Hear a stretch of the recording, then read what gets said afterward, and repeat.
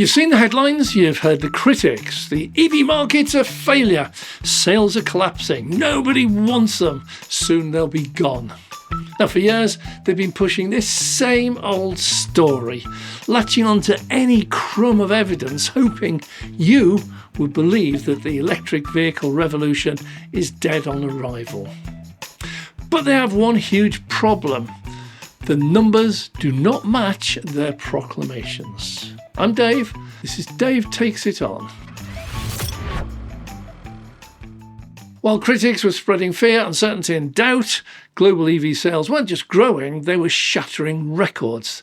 The anti-EV movement isn't just wrong, it's already run out of steam. And there's a fabulous analogy at the end regarding King Canute. I urge all critics and deniers to watch that bit, if no other section of this video. It will open your eyes. Today we're cutting through the noise. We're going to dismantle the myths one by one using real data sources. This isn't about hype, it's about the hard numbers that show a massive shift in how we drive. And it's happening right now, whether the detractors want to admit it or not. The EV market is collapsing. Data sources abound, and for the UK we have the SMMT, Society for Motor Manufacturers and Traders, which the UK government Department of Transport uses for their official figures. All other countries around the world have similar officially recognised organisations, and indeed Europe as a whole has the ACEA. Well, these take real data, actual sales and registrations, and present them in an easy to understand format. Well, let's kick things off with the biggest lie of them all, the idea that the EV market is in a freefall. Critics instantly leapt on Germany when they saw sales crash recently, but failed to report that the German government had just stopped giving a very generous EV grant to EV buyers. Now, that scheme has not yet been replaced, but Germany today is showing a massive 35.1% growth year on year for the half year and a Q2 growth of 32.1%. Hardly finished and collapsed. In fact, BEV new sales in Europe as a whole grew by 25.1%, despite France taking its turn and seeing a drop of 6.4%.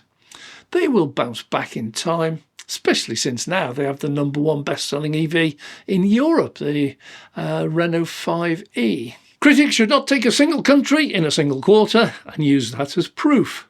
Nor should you listen to them. Instead, we could list all the European countries that have seen real growth. Well, let's do just that. Let's list all the European countries with BEV, that's pure battery, not hybrids, new sales growth above, say, 20% year on year. That's Italy, Spain, Germany, UK, Austria, Denmark, Norway, Portugal. So who did we miss out? Oh yeah, Belgium. It's only hit 19.5% growth. Netherlands 6%, Sweden 18.3%, Switzerland 8.5%. In fact, France was the only of the major European countries that saw a decline. Any best bets on which country the critics and deniers will use this month? But just wait, because, like the UK, France is about to relaunch a subsidy. Yeah, this is the one for low-wage earners with amazingly cheap lease deals with no deposit. And widening out, guess which country they'll really zoom in on next? Yes, the mighty USA. But they'd be wrong. Although Q2 was down 3.3%, year to date, because January to June shows a growth of 6.3%, despite all their troubles. And with the abolishment of the IRA, the $7,500 tax break due to end in September, expect to see an absolute rush to get an EV before that offer expires. Dead as a parrot. The only real negatives from anywhere in the world are France, as we mentioned, and Australia and Brazil. Both of them showed a growth of, for Q2, but a small decrease for the first half of the year, 6.1%, 2.2% up accordingly. It's hardly a collapse. Well, globally, the story is of explosive growth. According to the International Energy Agency, global EV sales rocketed past 17 million in 2024, massive jump of about 25% from the year before. Just think about this. The increase in sales in 2024 alone, 3.5 million cars, is more than the total number of EVs sold worldwide just 5 years ago, back in 2020. This is the exact opposite of a collapse. It's a massive acceleration. And the forecast for this year, even better. By the end of 2025, sales are on track to hit nearly 22 million cars. That will push EVs to account for more than 1 out of every 4 new cars sold on the entire planet. This isn't a niche market anymore. This is mainstream. But enough about new sales. We've got more to cover. Let's move on to how about EVs are too dear? Well, far too many people confuse too expensive with costs a lot of money. Let me explain. One of my red lines when I'm out shopping, those small bags of the specialty salad leaves. You know the ones, they have about 10 tiny leaves and they cost about £2.50. Alongside them on the supermarket shelf will be a full lettuce costing about 60p. So £2.50, it's not a lot of money. Many people can afford that, but it's massively expensive compared to the whole lettuce. The farmers and supermarkets will tell you, oh, they're so much better, higher in this or that mineral or whatever it is, and good value for what extra health benefits you get. But they simply confirm that you're paying far more than they are worth if you just want some salad leaves. Well, the early EVs were in some ways the same. They were often either very expensive if used just as a car, as they'd not yet reached the mass production levels where costs tumbled, or they were the very top of the range models, not your everyday commuter cars. But they had the best profits. So yeah, they cost a lot of money, but compare like with like, and most EVs today are comparable with their petrol equivalents. Although equivalence is not an accurate word because most EVs have far more features and extras included as standard. But all that's changed. Most EVs now have dropped significantly in price with mass production and healthy competition, and they're now aimed specifically at ordinary car owners. Well, take the Vauxhall Frontera. We checked the price on the 6th of August. We find that the Frontera design, this is the basic model, it's available in petrol hybrid version for $24,225, while the full EV version costs $23,995. Hang on, that makes the EV cheaper. Oh, and if you lease the Vauxhall, the deal for the EV is $175 a month, the petrol one, $248. Once again, surely that's cheaper for the EV. Now, this is going to become a recurring theme. What was once true is now no longer. The myths and lies are totally out of date. The real data has simply overtaken their wild myths and lies. Oh, there's nowhere to charge them. You'll be stranded. Well, I'm sure even the blindest driver will have noticed that at most motorway services, there are far more EV chargers than petrol pumps. And at most of them, there are plenty of empty ones. Well, this is actually something called subliminal advertising. If everywhere you go, you find 6, 8, 10, even 50 EV chargers, many of them empty, your subconscious mind, it clocks them, it registers them. And the next time your mate says to you, don't buy an EV, there's nowhere to charge them, the images of these EV public chargers immediately spring to mind. And one day you might just reply, look, Fred, I'm not sure you're right because I've seen hundreds of them. They're everywhere. So your experience overcomes the myths the critics are spouting. Once again, totally out of date. In real hard figures, there are now 6,515 locations with ultra-rapid chargers offering 30,000 plugs. Now, once again, the critics will claim there are 8,000 petrol stations and each of those has at least 10 pumps, which they probably do. So they've got 80,000 pumps versus our 30,000 EV plugs. Hopelessly inadequate, they claim. What they fail to mention is that there are about 30 million petrol and diesel cars on the road, so that equates to about 375 cars sharing each pump, and are coping amazingly well. EVs only number, at the moment, 1.5 million, so they only have about 50 cars per charger plug. But once again, they missed the point. Official data shows that about 80% of all EVs on the road today can and do charge at home. And more than half of them never, ever use public chargers. Let's just expand on that. well over 500,000 EVs on the road today only ever charge at home and have never had to or never will use a public charger. Another 500,000 or so also charge at home almost the whole year round. But once or twice, specifically for holidays, they might go a little bit further and use public chargers just a few times a year. And that now gives us a very different picture. Removing them from the regular users of EV chargers, that leaves probably about 20 cars sharing each charger plug. So ignore this, ignore the feeble attempt of the, oh yeah, but they take longer than the 5 minutes we take. Most sensible EV drivers take a natural break regularly on long trips and charge while they're taking a comfort break or having a bite to eat. But the actual situation is changing and not in the critics' favour, amazingly. Petrol stations are closing down all over the country. Oh no, not another car wash. While EV chargers are being installed at a frenetic pace, 30% growth 2025 over 2024 same period. And don't forget motorway services. Did you notice most Starbucks and McDonald's each now have a couple of chargers in the car park? And your local cinema, your local small retail park. Take a look next time. They're absolutely everywhere. My local Sunday lunch carvery venue has now added chargers. If I needed to, I could happily charge there while eating. Plenty of time to completely fill the battery. But I do charge at home and my venue is only 4.2 miles away, not 400 miles. So I never need to charge here. Sorry, Stonehouse chain of pubs. I'm never going to be using these. Okay, critics will tell you have to stop every 100 miles. That's down to 60 miles in the winter. And you're going to be stuck there charging for more than an hour. Once again out of date.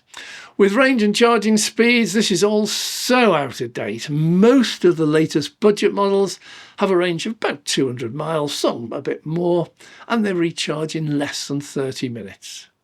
As to getting stuck on your journeys, the reality is just dawning on people. 80% of all the actual EV drivers charge at home each night. 90% of all drivers only cover about 20 miles a day. That's it, 20 miles. And just have a think yourself. When was the last time you drove 200 miles? Go on, for real, have a think. For most drivers, that will be just once or maybe twice a year for a holiday. So reality begins to hit the critics and the doubters. Of course they quote all those fictitious drivers doing 400 miles a day every day, having to queue at chargers several times a day and having to spend several hours there each time. Add all those hours up, by the way, it's more than a day. Anyhow, the reality is most people have never even driven 400 miles in a day. Think about it. That's London to Glasgow non-stop. When was the last time you drove that? It's all myths and lies. The average UK driver drives 20 miles a day, and the AA reports that 95% of all UK journeys are less than 100 miles. Critics tell you EVs will instantly depreciate down to nothing, and you won't even be able to sell it at any price. Well, if you're one of the early adopters, of course, yeah, you're going to pay over the odds, and therefore, as prices of the new EVs continuously fall, your car depreciation will be amazingly high. We know this, yet the early adopters simply take this in their stride. They know it, they accept it. But once prices do come down to sensible levels, as they did well over a year ago, so the depreciation becomes very much more normal. Have a look on Auto Trader, a 4-year-old Tesla Model 3 and a 4-year-old BMW 3 Series. They both cost around the same new, about $40,000. In fact, the BMW was slightly dearer. Price parity. But a look at Auto Trader for 4-year-old models for sale reveals very little difference in used value and depreciation. Where's all this massive depreciation gone? And as for not being able to sell them at all, yeah, there are now a good number of EV-only used car showrooms that have opened up. They've found a market. Then check the main dealers. I've been into Arnold Clark recently. They've got a very good number of EVs for sale at each branch at any one time. They've even got their own chargers for them. With the massive rise in new car sales, so we find the used car market following suit. Find them in the auctions, selling like hotcakes as they come off leases. Find them in Auto Trader. There are plenty about, and SMMT now includes them in the monthly data. This myth falls also into the once, maybe, but not today. Heard this one? Your EV battery will catch fire, it'll burn your house down and kill your children while they sleep. Yeah. Well, this one seems to have already died a natural death all on its own, apart from the real die-hard critics who've run out of all the other debunked myths. Just ask yourself this. If they really did catch fire as described, then why don't we see a massive increase in EV battery fires now they're selling massive amounts more of new EVs every single day? Well, logic answers this one for most sane people. Might it be because the battery fire myth and scare was never real in the first place? Yeah, of course EVs catch fire, so do petrol cars, and they explode quite spectacularly. And I've seen quite a number of them, literally myself, over the years at the side of the road, blazing away. But as EV numbers grow, we see no evidence that the number of fires is growing, no massive increase in headline EV catches fire news. And there can be only two reasons for this lack of headline news. First, fires were never a really big issue. They were just blown up out of all proportion by the media because it sold papers or got clicks. And they've since got bored or found, well, it no longer sells papers or gets clicks. Second, whatever was causing them to catch fire has been fixed, and they no longer do. And here they ought to blame NFP batteries, which are very much more resistant to thermal runaway and bursting into flames. By the way, if you're finding this breakdown useful for cutting through all the negative headlines, do me a favour, just hit the like button. It really does help the channel. And if you're not already, please make sure you're subscribed so you don't miss what's next. If you've got any comments on this, leave them down below. What's the most ridiculous anti-EV myth you've heard lately? I'd love to read about that. We're actually running out of myths now. You see, it finally comes down to stop forcing us into EVs, stop the subsidies, let the market decide.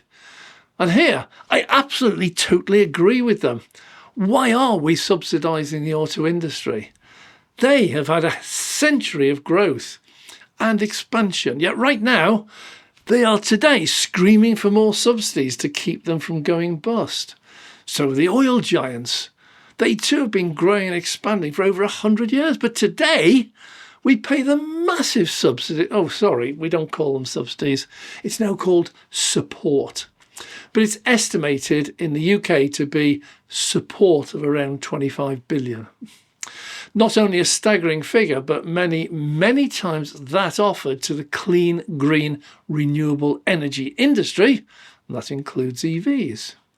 Let's stop them all. Tomorrow, let's cut all support to the oil giants, cut all support to the electricity generating industry, cut EV subsidies, cut all subsidies, let the market decide. Let's see what that would do to the price of a litre of petrol. Well, over in the States, it's infinitely worse. Although direct grants and subsidies are not that much more than here, the total benefit they are calculated to receive is well over $500 billion. So yeah, let's stop all subsidies. Let's let the markets decide. The national grids of countless countries already have decided, and they are swinging almost exclusively to wind and solar generation with battery storage for maximum impact. I'm all for that. Okay, we arrive at King Canute. Hope you're still watching. Well, I'm not talking to anyone if you're not. Anyway, there are always those who just hate change. They're the ones who state they don't want technical advances. We should go back to basics, stick with what we now have. But of course, they're the ones who are watching this video on a smartphone or a tablet or a smart TV. Anyway, King Canute. I found a great story about King Canute, and in my research, I learned a lot. Yeah, he was a real king. He ruled for about 20 years. And King Canute is famous for trying to stop the tide and failing. But it's not true. It's amazing to say this is yet another myth. They keep cropping up. No, King Canute actually knew full well that he couldn't stop the tide. Just like he knew his own limitations as a king. He was not almighty. He was not all powerful. Maybe those across the Atlantic also have another king in the making who might learn a lot from King Canute. Anyway, the charade of King Canute putting his throne on the beach at low tide and commanding the sea not to wet his feet was never intended to stop the tide. He knew that was impossible. It was intended to show his subjects the humanity of even the King of England, to show that some things they're beyond your control, to prove that some things are just inevitable, no matter how mighty and powerful you think you are, and regardless of just how badly you want them to change. He was showing his subjects that sometimes change is inevitable, and in modern times, you'd say, don't fight it, just go with the flow. So what does the real data tell us? Well, the global EV market isn't collapsing. It's seeing record-breaking growth, and it's on track to be a quarter of the world's new car sales this year. Demand isn't disappearing. It's spreading across dozens of brands and models. And EVs no longer just for the rich. They're becoming more affordable every day, with a booming used car market and rapid growth in developing nations. The narrative pushed by the critics, it's a house of cards. It's built by cherry-picking data, ignoring the global picture and stoking fear about yesterday's problems. They're losing steam for one simple reason. Their arguments are being crushed by the passage of time. There's only so long you can tell whoever's going to listen to them that EVs are doomed before everyone with an ounce of common sense can see that they're now everywhere. Once seeing an EV in a street was rare. Now seeing only one in a street is rare. Every single month, the data gets stronger. More drivers around the world make the switch. This transition isn't a debate anymore. It's a technological, economic and a societal shift happening right in front of us. The momentum is undeniable. The numbers are clear. The only real question left is no longer if the future's electric, but how fast we're going to get there. Sadly for the Americans, there are still far too many who still believe their self-appointed king can actually work miracles, can turn back the tide. Maybe they should invite you-know-who to the next global climate change meeting and hold it on the beach in the Maldives. Just a thought. I'm Dave.